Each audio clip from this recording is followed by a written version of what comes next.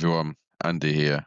This is an extra recording I've just popped on before we actually get into the episode. Unfortunately, when I was editing this, I realised that parts of the video were missing, so I can't release this as a video episode. And because we had a guest on the show, we can't really invite them back in to record for over an hour again. So this is going out as audio only. Going forward, the rest will have video as well.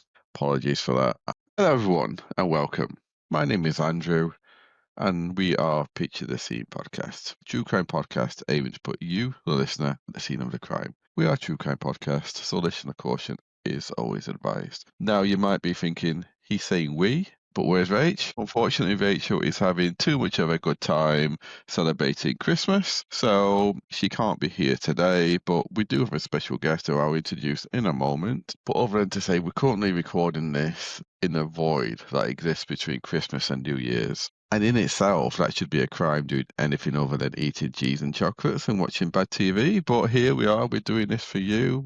This should be released before the 1st of January, so it could be something for you to listen to while you're hungover on the 1st of January, maybe. So today, I mentioned we've got a special guest, and we do have a very special guest. Today, we're joined by a long-time listener and fan, and friend, actually. Well, I say fan, I hope she's a fan, because if she isn't, then it's some twisted self-punishment to appear on the show. But I want to welcome Anett, and she's dialing all the way in from either Porto or Romania. Hello, Anett. Welcome. How are you, and where are you? Oh, hi, Andy. Thank you so much for having me. I'm actually in Portugal. We flew back yesterday from Romania, which is where I'm from, and we spent the Christmas. Being on the show with you this morning is a very nice distraction after leaving my parents again.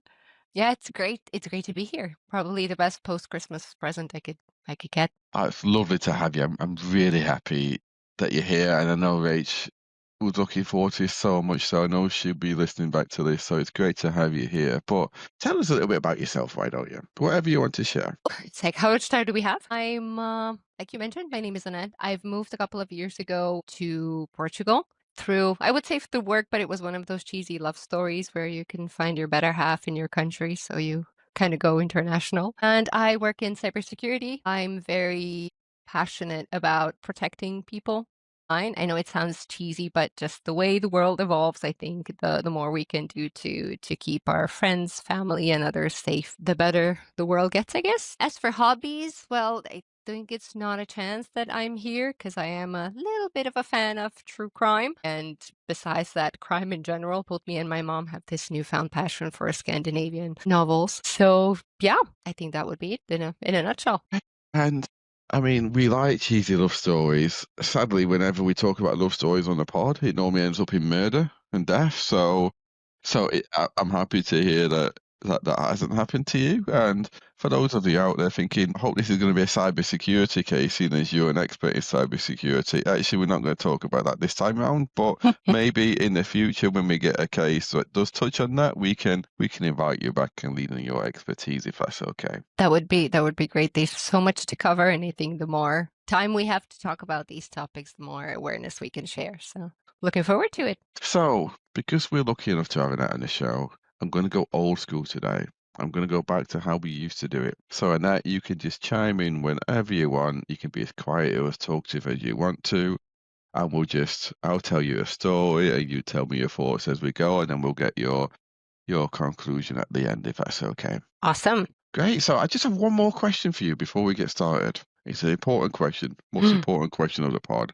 Are you ready for some true crime? I am, and I never actually thought that you're gonna ask me this question like this, so I'm super psyched. Great. Let's get started then. So, if it's safe for you to do so, I'd like you to relax, close your eyes, and picture the scene. Today, we're going to go back to the early hours of the 23rd of January 2022, and in particular to the hour between 2 a.m. and 3 a.m. on that morning. We're in Bushey, which is roughly 16 miles northwest of the centre of London, so it's still within the M25 orbital motorway. It's just east of Watford, north of Stanmore. Now, even though it's only a 20-minute train journey to London Euston, it's known for its village atmosphere. And we're going to be on the High Street in particular in Bushey today. It's known for its antique shops, its pubs, and its 18th century buildings. Now, due to it being the early hours of the morning, it was unsurprisingly dark. and it was around 2 to 5 degrees Celsius, which is around 36 to 41 degrees Fahrenheit, and only a light wind blew down the high street. There was no rain, and we combine it with the fact it was only partially cloudy, and the moon was three-quarters full, and we were on a high street. There was plenty of street lamps. Visibility was really good as it could be for 2 a.m. somewhere in the world. So today we're going to be on a second floor flat on the high street, and we're going to go to the home of a Vishal Gohal. Vishal was 44 years old. He was a father of two boys, but now he lived alone. He was planning not to be alone that evening, though, because early on in the evening he had withdrawn £200, and with some that he had been to his local store to buy alcohol, soft drinks, cigarettes, and condoms. He'd bought these items and had excess money because he was expecting 3 women to turn up for a sex party. With the excess money that he had left over, he would give them for cocaine that they were going to bring, and he told them that he would pay them for, so they could all take the cocaine and drink the alcohol while they was all having sex together. So at around 1 a.m., he opened his door to the 3 women. So you might be thinking this is where it's going to get interesting. I mean, he put a lot of thought into getting everything he needs to have a good time. Yes, if that's what you need for a good time, yes, I guess so. But Seems like it. I'm actually going to stop there though, and I'm going to fast forward to later on that morning, if that's okay. Oh, I called you Rachel then. Sorry, if that's okay, Anett. I feel honored.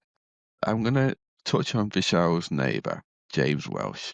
He was going out mid-morning, and he spotted that Vishal's front door was slightly ajar, and his kitchen light was on. Now, he didn't think much of it, but when he returned later on that evening, around 10:45 p.m., so some 12 hours later, he saw that the kitchen light was still on, and the door was still ajar. So he knew he had to investigate to see if everything was okay with Vishal. Now, when he entered Vishal's flat, nothing looked out of place. Everything seemed quite clean and tidy. However, when he entered the bedroom, he found Vishal fully clothed, tied up, with gaffer tape over his mouth, laying on the floor, and he was seemingly dead. Now, he called the authorities, and both the police and paramedics attended the scene, declaring Vishal dead at the scene, and the police knowing immediately that this was a murder scene. Now, Vishal's death was caused by a combination of blunt force trauma to the head and mechanical asphyxia. So, in layman's terms, that's choking or neck compression. Now, according to the pathologist, a Dr. Matthew Seeker, importantly, the injuries themselves weren't enough to kill him on their own, but they were a major contributing factor, which was made worse by cocaine and alcohol in his system.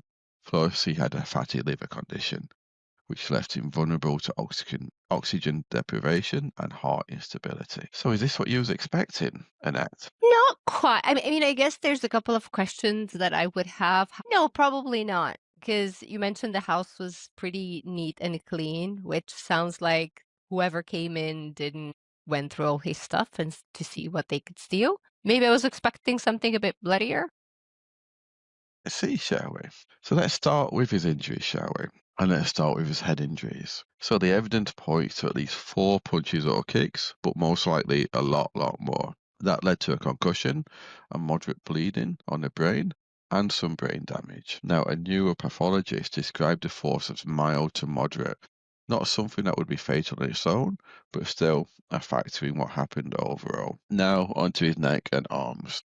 There were grip marks consistent with him being held down by at least 2 people, but most likely more. And the evidence also included a neck lock or chokehold, and that's important to remember. So keep that in your mind, Annette, for later on. Now, Vishal's voice box, so his larynx, was fractured, and that was consistent with neck squeezing or strangulation during a chokehold, and that aligns with the mechanical asphyxia cause of death that I mentioned earlier. And then we move on to his face and mouth. He was silenced with silver gaffer tape wrapped around his mouth, and the evidence was that Vishal managed to pull some of it off, but that was obviously before he stopped moving. Now, on his hands, the evidence indicated that they were tied or restrained during the struggle, not just held, actively restricted. So if we're going to zoom out to the overall picture, he was found fully clothed, lying on the bedroom floor, and beyond what I've just described, the other injuries that he had were described as minor.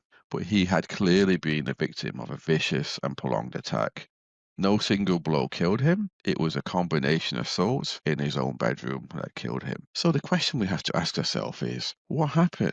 Had he been killed by these three as of yet mystery women that we're going to learn about soon? Or was it someone else? Any ideas so far, Annette? So from what you've said, his injuries were mild. Assumably, maybe mild means that didn't require a lot of force, so potentially a woman could have done that. No. By mild, what I mean, mild, it was mild to moderate. What that means is there was no one single blow that could have Mm, killed him, hmm but he had a vicious attack on him, and it was a combination together of lots of blows. So that's just pathologist talk by saying that it couldn't have killed him. But imagine being beat up, like, or set upon by a gang of people. It'd be equivalent of that. Yeah, yeah. I guess there's a lot of missing pieces, right? At this point, it could have been really just a setup. If you think about you want to have a good time, you invest in buying everything you need to have a good time, but then potentially these women came with someone else and they just took advantage of the situation.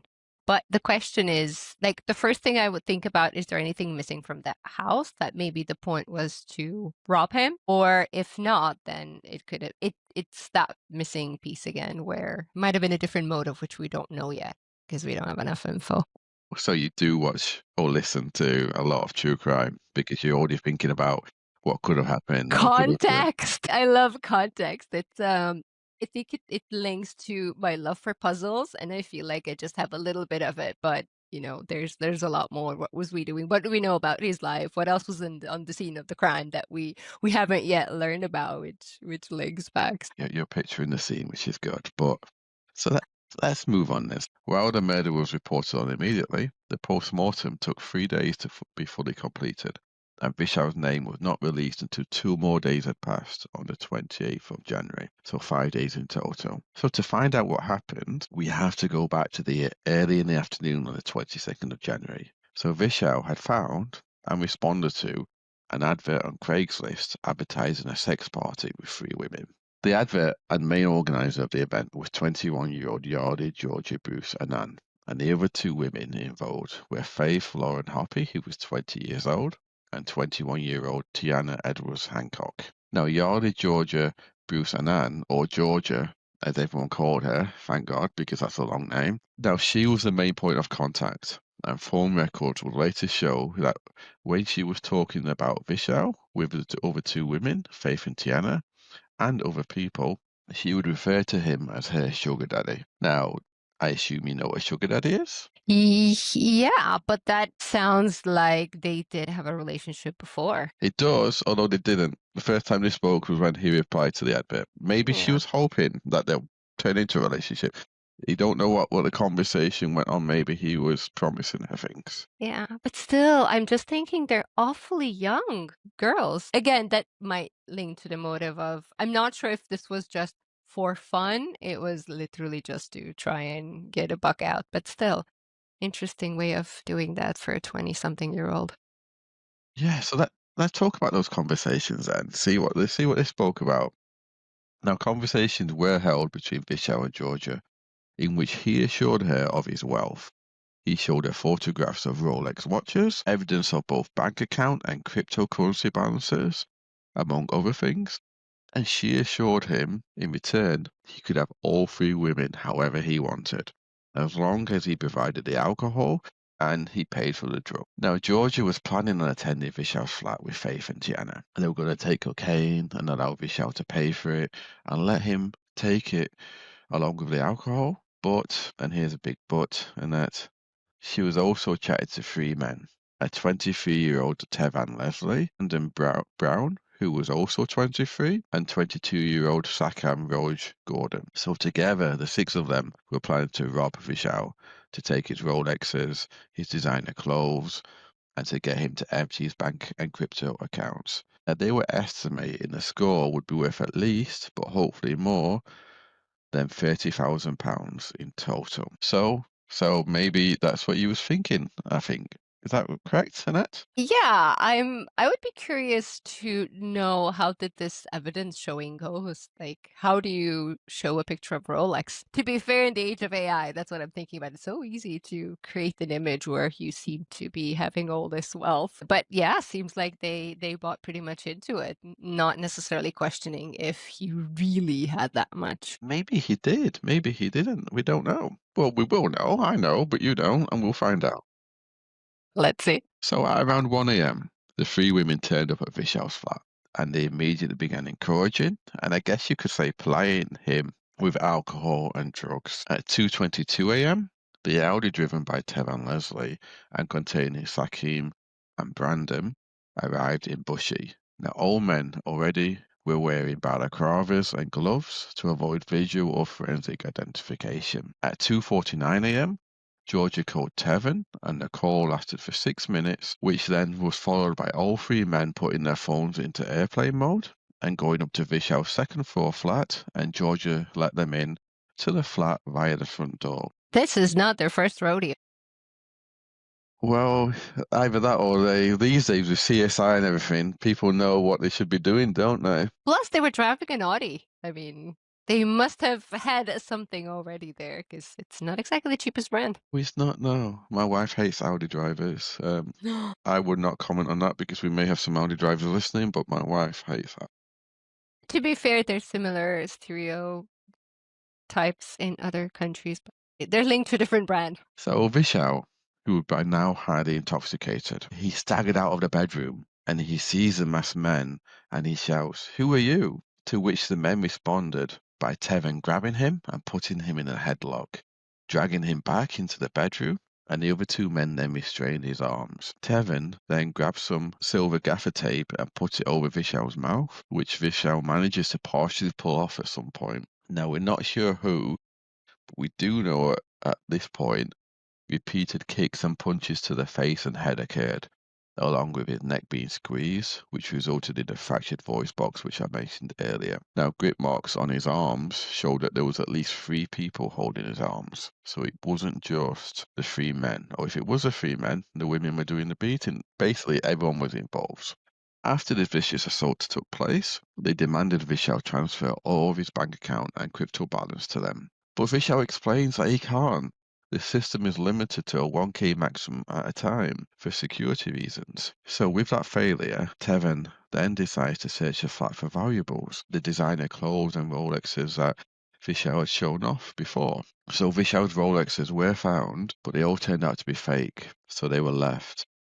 And Mm. then no designer clothes of note were found either. So at this point, Anett, Vishal is starting to die, and he stops moving on the bed before he could even transfer any money at all. But the attackers, they think that he's faking. So they pull the duvet from under him to get him to move. All that happens is that causes his body to fall off the bed onto the floor, still not moving. So Tevin then gets some cleaning fluid from the flat and he sprays it into Vishal's face in order to try to revive him, but it didn't work. He got no response at all.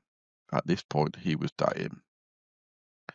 So together, the group then tidy up and clean Vishal's flat in order to clean up the crime scene and remove any traces of themselves before taking his Apple Watch and iPhone and then leaving the flat, leaving him on the floor in the same spot that he fell and the front door ajar as a neighbor found it later on. At some point between them leaving between the hours of 3 and 4 a.m. and the neighbor James finding him at 10:45 p.m., Vishal died. Now, according to the reports, he would have died slowly and in pain. It's terrible. Is yes. So on the 1st of February, Georgia and Faith were arrested and eventually charged with murder. On the 2nd of February, Tiana was arrested and eventually charged with murder.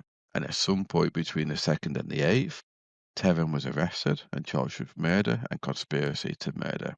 So on the 8th of February, all four appeared at court and were remanded until a later trial date. Now, at some point over the next 2 weeks, Sakim and Brandon were also arrested and charged with murder and conspiracy to murder and subsequently remanded too. Now, a trial date was originally set for the 27th of June that year, but was delayed and took place later on in the year. Now, all six suspects pleaded not guilty to murder. The He did. audacity. Yeah, I know. Tevin did plead guilty to manslaughter and conspiracy to rob pre-trial, but he pleaded not guilty to murder. The other five pleaded not guilty to all murder, manslaughter, and conspiracy to rob charges. So they were charged with both murder and manslaughter and conspiracy to rob, so that if the jury didn't find them guilty of murder, they could still find them guilty of Mm-hmm. manslaughter. So the other five pleaded not guilty to all murder, manslaughter, and conspiracy to rob charges, with only Sakim pleading guilty to possession of a bladed article, which was a knife, and he had to plead guilty to that because they found it on him when he was arrested. Now, I was able to describe what happened earlier because I bet you might be thinking, how do you know exactly what happened? Like with the spray in the face and stuff like that? Yeah, I mean, no, the first thing that comes to my mind is now we fast forwarded and we're at the court, but how did they find them? I'm more interested on how the police piece things together and managed to find the suspects. I guess if they took his phone away, then that removed one layer where they could have seen what activity he had. So potentially, and I don't know, any area surveillance cameras, maybe we had some laptop somewhere in the house where they could track that he called these people or had the service. So yeah, I'm curious to see how people were, how they find them and then piece them together, or they just rattled on each other. No, actually, I can and will explain that. I'm glad you Awesome. asked. Okay. So yeah, I was able to describe what happened earlier because that's what Tevin admitted to. Because initially, when he was arrested, he had a no comment interview, which is quite normal. But then he actually said what happened, so that's why he pled guilty to manslaughter, and conspiracy to rob, because he'd basically already admitted that he was there and what happened. But he was saying that he had no intention to harm or to kill, um, which is why he didn't plead guilty to murder. So at the trial, the prosecution were able to show, to answer your question, Annette, in addition to the injuries I outlined earlier, they were able to show the CCTV of Michelle buying the booze and condoms. And they were also able to show the conversations between him and Georgia on Craigslist, because Craigslist is where they had the conversations to begin with. So when they found that, then they could go and arrest Georgia, which is why she was arrested first. And then when they arrested Georgia, they then got her phone. Okay. And then conversations on Telegram were found between her and all the suspects plotting the robbery. So that's why then they quickly arrested Faith and then the others in turn. Don't get sorry. I still don't get how did they think about checking Because it was on his phone. at the robbery, or maybe I didn't get that Oh, right. do you know what? They did take his phone at the robbery. Sorry, I've completely given the wrong answer. Yeah, but Craig, this is not just a mobile thing, is it? It might be talking to someone on his laptop or something like that. I'm not quite. Exactly. Yeah. I'm not quite Okay. sure. You know what? I didn't actually think about that. But yeah, no, they got her because of Craigslist, and Mm-hmm. then once they got her, because the only thing they found from him, which is I guess they took his phone, although they did find his phone on one of the suspects, and actually when one of the suspects was arrested, they were also wearing his Apple Watch, but before then, they only got from him the Craigslist conversations on one side of them with Georgia. Then when they arrested Georgia, they got everything out. Okay. So thank you. No, I'm glad because I didn't even like put that. Sorry, I missed that and made a mistake. So it's good. I'm glad you're here. You have to come on more often, and I need to be kept honest. I could be annoyingly picky with details. Nervous. So what they found on the suspect's phones, initially Georgia, but everyone else, is they found conversations on Telegram plotting the robbery. They also found. So do you remember I said that she called him at 2:49? Mm-hmm. Yep. So for some strange reason, they decided to have that as a conference call. So they all dialed in. So apart from the two women that was in the flat with her, so they actually also found a conference call between them all at 2:49. Now, obviously, they couldn't find out what was on that call, but it showed that they was all talking at that time. And they also had cell site evidence, so they could track cells because they turned the phones off when they got to the flat, so they could still track them up into his flat, which is a bit silly, really. I think you turn them off before you leave the house, but Yeah. obviously didn't watch enough CSI, and also they had ANPR evidence. So ANPR is in the UK where you have cameras on the motorway and the roads and stuff. It's those cameras that catch people's number plates and stuff. So they had ANPR evidence, and they also had CCTV evidence of them all leaving their homes, meeting, and then arriving at Bushy before obviously the phones went into airplane mode. So that's how they pieced everyone together. And then Tevin, after his first initial no comment, he then started talking. So then they had the information about what actually happened in the flat. So he admitted the chokehold. He admitted taping the mouth. He admitted tying the hands. He admitted searching the flat. And he admitted spraying cleaner on his face. But he claimed there was no intent to kill whatsoever.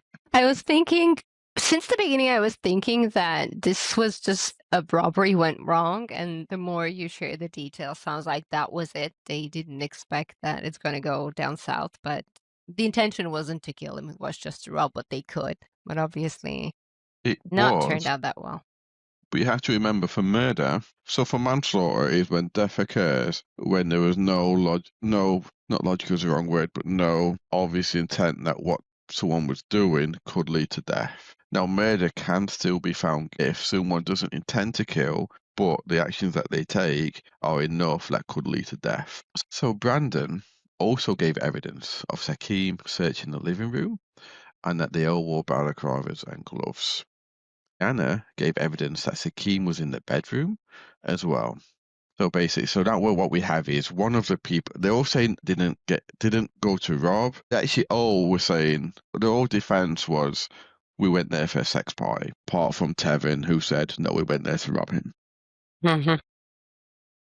Now, Brandon then gave evidence of Sakim searching the living room, so he was then saying no, he was searching to rob, and that they all wore Barkovs and gloves, which is also evidence that they went there with the intent to rob, not just to have sex. Tiana gave evidence that Sakim was in the bedroom, so she then gave evidence that one of the men was in the bedroom, and he Yeah. died in the bedroom. So also neighbors heard banging and loud music, and they saw men fleeing afterwards. So the main points of all the defense counsels, apart from Tevin's because he admitted to manslaughter, was that it was GBH, so grievous bodily harm, with no intent to kill by any of them. But, and I like a good but, that sounds wrong, innit? But I like a good but in the story is there was a bit of a bombshell that happened mid-trial. Can you think what Okay. it would be? I am intrigued. Did anybody change their testimony? Something else?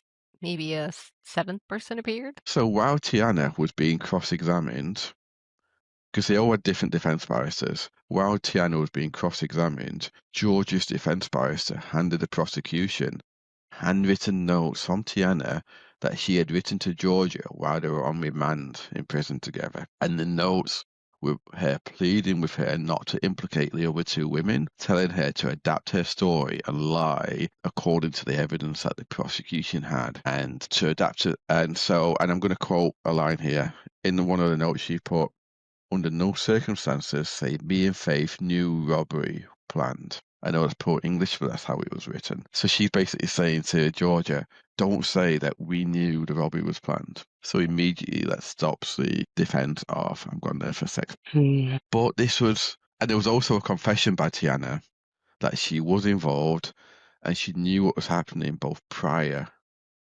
to the event and during the event. So this is a bombshell. This blows all the defenses out the water. But it's not a film. This is not like a TV show where that's it, all guilty, because this is a court of law and rules have to be followed. And this caused a bit of bother in the courtroom because the judge had to decide if it was admissible as evidence, either in whole or part. And then he had to decide if it was written by Tiana, because she by then was claiming that it wasn't and that Georgia wrote it. And then he had to decide if it was written by Tiana, if it could be admitted either in whole or part, what direction to give to the jurors, because he had to direct them to say how to take this evidence. So, do you think that he admitted it into trial in whole or part, or not at all? Think in part. I think in part. Because again, it kind of came in the middle. Yeah, it's a funky. I actually would not have thought about, like you said, the legal part where there's the administrative element of is it true? Are we going to take this into consideration or not? I think the first instinct is who busted, but it does make sense to do that verification bit. But I think it's in partly it would be taken into consideration. And Was it? that's, you're exactly right.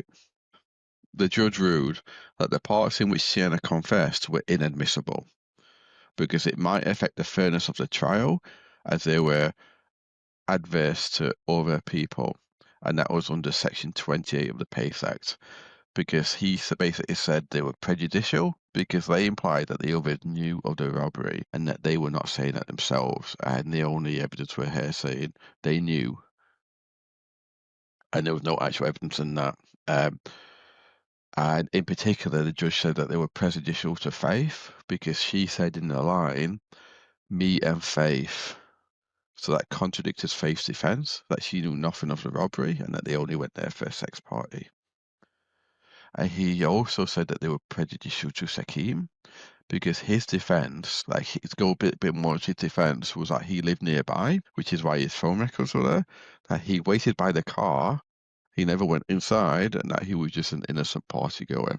And obviously, she said that he went inside and he searched, and also that they were prejudicial of the other men as they implied guilt by association. What a mess. Yes. The rest of the notes that were not confessions, such as the bits about alibi fabrication, were admissible because they gave evidence of inconsistent statements by Tiana. So they were admissible to show that she was inconsistent in what she was saying. The judge also stated that he was happy that it came from Tiana, and when he gave instructions to the jury, he told them that they had to decide whether she had actually written it or not themselves. So that he was happy with it, but they had to make the decision themselves. That's what he said to the jury. So when the trial concluded, all 6 had verdicts given to them by a jury panel. Now, do you want to guess what their verdicts were? I would say they were found guilty, but no, to be fair, no. That's my opinion. I would definitely would have said that they are and they would receive a sentence based on that, but I don't know. So I'm going to start with Tiana because we've just spoken about her and her no on a bombshell. So she pled, just to remind, what I'm going to do is I'm going to remind everyone what everyone pled and then what they actually got. So she pled not guilty on all counts, and she was found not guilty on all counts, and she walked free from court. So Tevin had already pleaded guilty to conspiracy to rob, so that wasn't been decided. He'd already been guilty to that, but he pled guilty to manslaughter and not murder. So he would be found guilty by a unanimous jury decision to be guilty of murder. He pled not guilty to both murder, manslaughter, and conspiracy to rob. He would be found guilty by a majority of 10-1 of murder and conspiracy to rob. Brandon pled not guilty to, and he had the bladed weapon as well. But that's like nothing compared to murder. Brandon pled not guilty to everything.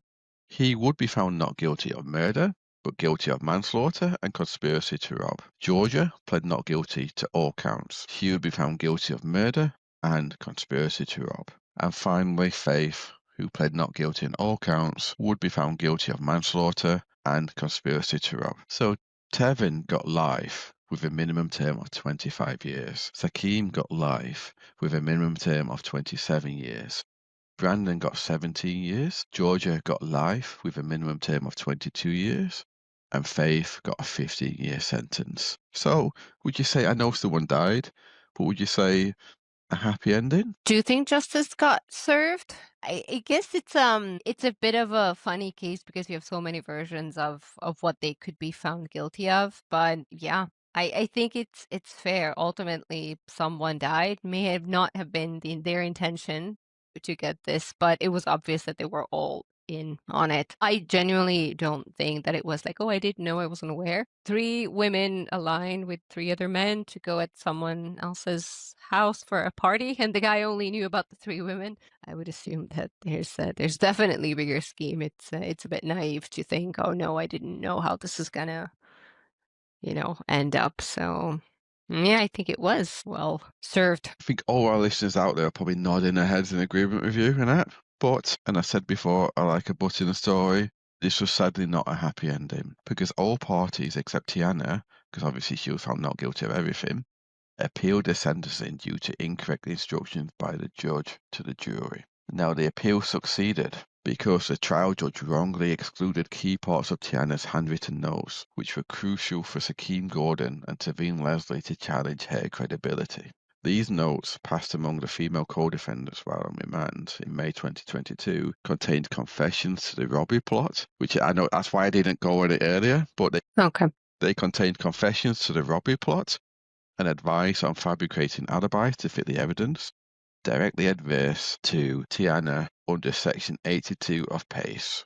She was the only witness placing Gordon in a bedroom during the fatal assault, making her testimony pivotal, and he was found guilty of murder, remember? And he got longer than Tevin. Yet the judge ruled the confession portions too prejudicial to other defendants like Faith Hoppy, excluding them under Section 78 of PACE for overall trial fairness. So the Court of Appeal, citing precedents, held there is no judicial discretion to exclude strictly relevant evidence that a co-defendant wants to use against another, even if prejudicial to third parties. The notes met the strict relevance test for Gordon, who denied entering the room, and their partial exclusion undermined his defense without proper jury assessment of her full unreliability. So this rendered all murder convictions unsafe, and they were quashed on the 31st of July 2025, and they were later substituted with manslaughter verdicts. But it doesn't end there, because they then appealed again. In a second Court of Appeal, a hearing on the 17th of October 2025, so only a few months ago, Sakeem Gordon's counsel argued to quash not just his murder conviction, but also the conspiracy to rob conviction, claiming it relied too heavily on Tiana Edwards Hancock's discredited evidence, placing him at the scene. So the court rejected this, ruling the robbery conviction overwhelmingly safe based on independent evidence, such as cell site data showing his calls with co-conspirators, such as one at 8:30, planning the calls with Tevin, CCTV evidence, and ANPR evidence tracking his Audi. Bear in mind, it was his Audi travelling from South London to Bushy. His phone switching to airplane mode during the assault, balaclava and glove use, and host crime contacts with Georgia talking about what happened, which are all inconsistent with his innocent party-goer defence. So with the murder conviction already quashed,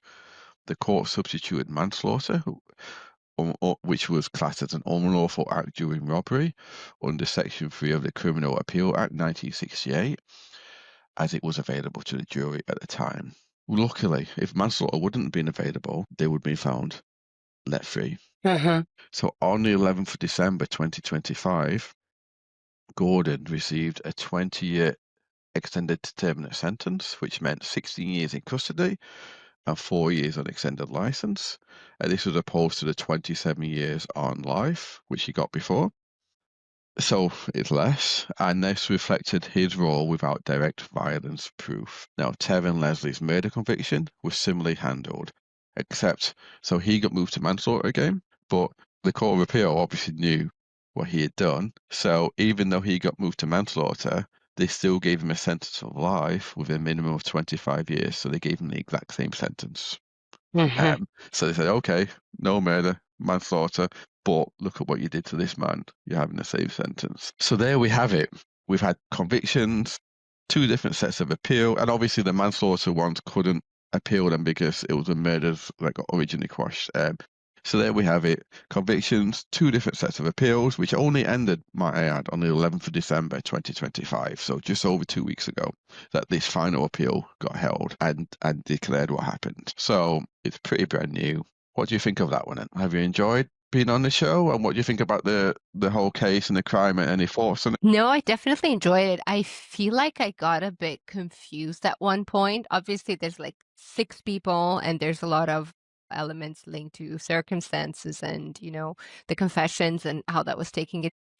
I feel like I've rushed a little bit into, yeah, sure, it was a happy ending because there was a lot more to it, especially if you think like they get life sentence for, yeah, I feel like I need to rethink this and see a bit, in a different. It was a complicated case, or maybe I just No, phased out on some details. Like, yeah, sure, everybody got punished. no. Whereas, yeah, there's a bit around that circumstantial element. I wonder how it is when you sit in a court and you just go through like the whole process and get the Boring. details. Yeah, well, I've never done that, so maybe it would be interesting. You might understand a bit better the details, wwhereas I feel like maybe I've rushed a little bit in It's interesting the part judging. but you've also got to remember two things. Like, firstly, when you're in a courtroom, like these conversations about note and that you wouldn't have seen because they would have happened Mm. in closed quarters, so the Yeah. jury couldn't see. But we've also got to think, like, just for some context for our listeners, Rachel always wants me to give her the script, and I very rarely do because I like to surprise and get reactions. And also, Annette asked for the script, and I kind of said no, a little bit mean, for a reason on purpose. I wanted to get to the stage when I said, "So a happy ending," so that you would say, "Yeah, that's a happy ending. They got found guilty of murder," when I knew more was coming. Yeah. So You tricked I me. That's I it. I tricked you into saying that, so it'd be good for the story. Yeah. So I wouldn't beat yourself up too much about that.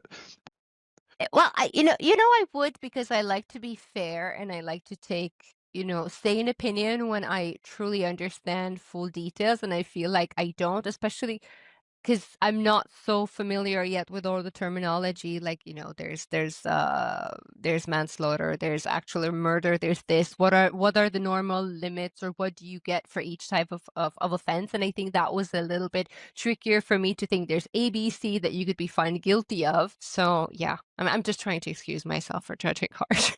Apologies for that.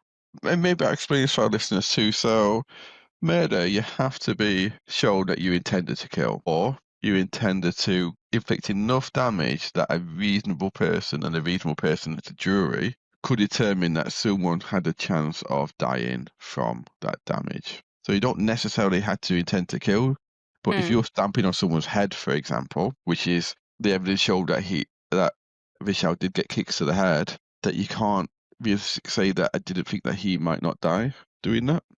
Um, so that's murder. Manslaughter is when someone dies when there could be reasonable enough doubt that you didn't intend for someone to die. So it could be like for example, you see it all the time when someone say punches someone in the face and they fall over, hit their head and die. That's always manslaughter because you can't intentionally think that punching someone in the face is going to kill them. Yeah. But would you get so if you're found guilty of either, are you gonna by default get life sentence? At least Murder, for my, yeah, murder by default is life, and what life means is that you serve every moment of that sentence, and then when you get out of prison, you're on license for the rest of your life. So even if you then say you're out of prison 10 years and you get caught for shoplifting, you've broken your license, you go back to prison, and you have to wait years to try and get out again. What a determinate sentence is, which is what it got changed to. It basically means it's an end. But Yeah. 20 years in this case, but it doesn't mean that they serve 20 years. They can come out usually, it, unless it's changed, I don't think it has. For smaller sentences, it's half the sentence. Mm. For larger sentences, it's two-thirds of the sentence. So for this one, it means he could be out after two-thirds of 20 years for good behaviour. But he Mm. also got a 4-year extended license, so it meant that for 4 years after you got out, it was on the equivalent of what like a life person is, but only for 4 years. Mm-hmm. So that's the difference. So that he got 27 years life to start with, so that meant he would have served 27 years and then not even be sure to get out. Now he got 20 years determinant, so the Yeah. maximum he could serve was 20 years, but he'd probably serve about 12, 13. And Yeah. he got the 4 years after that. So that's a big difference. Mm. Mm-hmm. But you can still get life for not only manslaughter, but other serious, if the judge deems it serious as well, but it has to be consistent with other previous sentences. But you can't get anything but life for murder. Thanks for that. That actually clarifies a bit the things because, you do want people to get their punishment for the wrongs that they've done. If we were to compare it with the different cases you've covered, to me personally, it looks like that wasn't the main point. So it wasn't premeditated, like, yes, we're going to do this super gruesome act and he's going to die and we run away with the money. So putting them away for life in that sense might sound a bit too harsh, and I feel like now that you've explained it, I get a bit more clarity on that. But I'm curious, did they have any previous convictions? Like, is there any information about them? Because this might Nothing have major. been Nothing okay. major. Okay. I think a couple of minor drug things, and they were implicated that they might have been involved in drugs, but Mm-hmm. nothing major. Was this their first then? First and Well, last? first getting caught. I think from what I Yeah. could gather, my own thoughts on this is they intended to rob. they intended to get all his money from his bank account. They obviously showed some naivety because they thought by turning their phones off on airplane mode when they got to the flight, it'd be good enough. Now, obviously, like if you're trying to and wear bike carvers and gloves, if you was trying to cover yourself, she would have created a fake account to use for Craigslist, Yeah. and then they would have left their phones at home, and they would have stolen the car or something. You know what I mean? Not use their own car to travel in and stuff like that. And they would have spoke about it afterwards. And the guy, I can't remember which one it was now actually, but the guy was caught wearing Vishal's Apple Watch. Yeah. So you know Kind what of I mean? a It's rookie little things. mistake. Yeah. So they did all that, and I mean, from my guess is they intended to hurt him. Well, they intended probably just to get his money, playing with drugs and alcohol, and they'd probably just be scared and comply. When he didn't comply, I think they intended to hurt him just enough to get his money, and then it was probably like group mentality, like group think, and they probably just went too far in that one. Um, the guy died. Like in my eyes, like they only got let loose of murder because of the judge giving the wrong instructions. He should have just, if he'd have said, yeah, the whole note can be, and then he would have given Hmm. jury the instructions of that, then the murder convictions would have stayed. That's the only reason. So, which is why also, because they chose not to retry, they could have retried for murder, but they chose not to and just leave manslaughter because there was just too much doubt then. Yeah. But yes, I mean, I think they deserve it. Because a man died. I feel sorry for him. He wasn't as rich as he made out. They were fooling him. He was trying to fool her by I'm guessing that he could be a sugar daddy and give him money and look at my watches. You know what I mean? It'd just be like Yeah. he was a 44-year-old man. Like I'm 45, and like I hate to say it, that seems pretty typical of men my age. Like you need to feel like you're still relevant and want to be appealing. And when your looks start to go, your body goes, then one of the ways is by look at this money that I have. You could have some of it. But yes, so shall I wrap this one up? Yeah. I'm just thinking it must have been easy to do jury duty. Because it's one thing, it was different when I used to listen to your previous episodes, but when you're in it, it's like it gets you to put a different type of hat on. Yeah, difficult when you've got someone's life potentially in your hands. I don't mean literally going to die, but Obviously, yeah. yeah, it must be tough. On one hand, I'd love to do it, but on the other hand, like, It's a big yeah, responsibility. yeah, exactly. So let me wrap this one up there, because I think we've kept everyone for long enough. So if it's safe for you to do so, I'd like you to relax, close your eyes, and picture the scene. While the degrees may differ and the acts not be the same, can you think of a time when you've taken an unneeded risk just to achieve a moment of pleasure or happiness? And ask yourself, when are those risks just a risk too much? So thank you, everyone. Remember, this is on video. I'm reminding you this is on video when we're at the end of the episode, so you've listened to it or not, or watched it or not, but we are on video now going forward. Anett, thank you so much. You have been my wonderful stand-in, Rach, and you're welcome back. I know Rach wants you on the show, so you're welcome back when we do a cybercrime case or just another one when we're both on here, so we can have you on the call. I hope it's been fun for you. It was a lot of food for thought. And let us know in the comments, email us, messages what you think of the case, everyone. Thank you so much. And until next time, we will be back soon, I promise you. We'll see you then. Bye bye.